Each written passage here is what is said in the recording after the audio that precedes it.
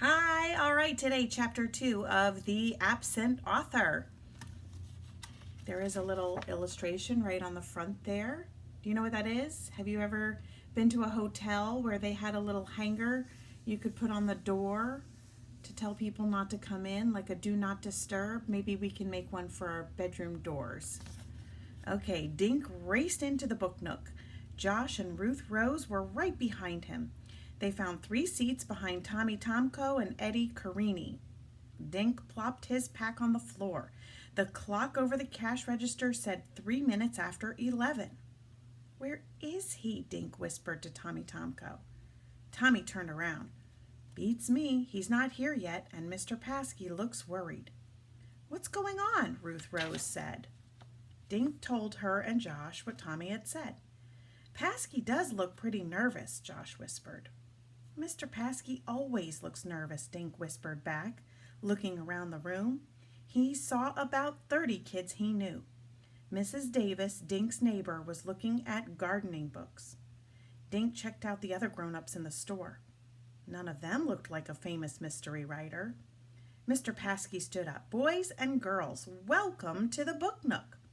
Wallace Wallace should be here any second. How many of you have books to be autographed?" Everyone waved a book in the air. "Wonderful. I'm sure Wallace Wallace will be happy to know that Green Lawn is a reading town." The kids clapped and cheered.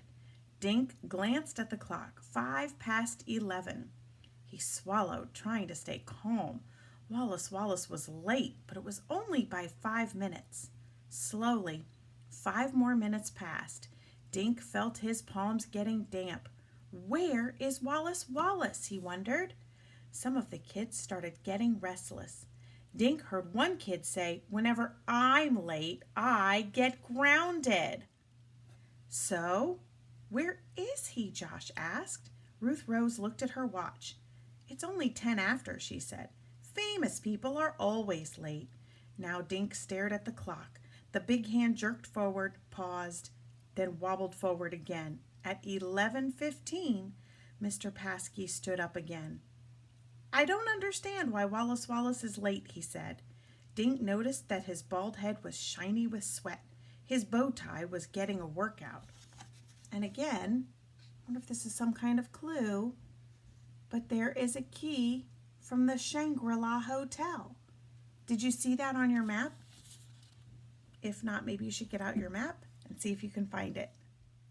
Mr. Paskey smiled bravely, but his eyes were blinking like crazy through his thick glasses.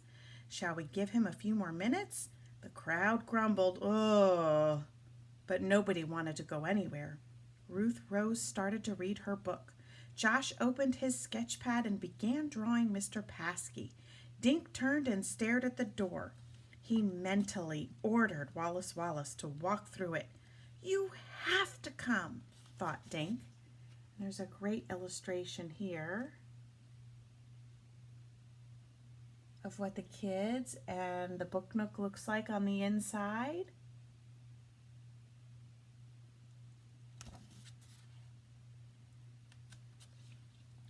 Ever since he had received Wallace Wallace's letter, he'd thought about only one thing: meeting him today. Suddenly Dink felt his heart skip a beat. The letter! "Short of being kidnapped," the letter said, "nothing will stop me from coming." Kidnapped? Dink shook himself. Of course Wallace Wallace hadn't been kidnapped. Mr. Paskey stood again, but this time he wasn't smiling. "I'm sorry, kids," he said, "but Wallace Wallace doesn't seem to be coming at all." The kids groaned. "Oh." They got up, scraping chairs and bumping knees. Mr. Paskey apologized to them as they crowded past, heading for the door.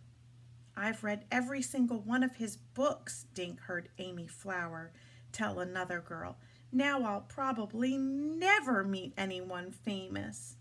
"I can't believe we gave up a soccer game for this," Tommy Tomko muttered to Eddie Carini on their way out. Ruth Rose and Josh went next, but Dink remained in his seat.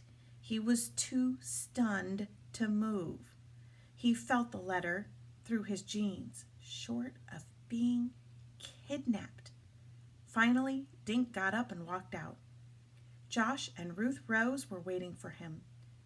"What's the matter?" Ruth Rose said. "You look sick." "I am sick," Dink mumbled. "I invited him here. It's all my fault." "What's all your fault?" Josh asked. "This," he said, thrusting the letter into Josh's hands. "Wallace Wallace has been kidnapped."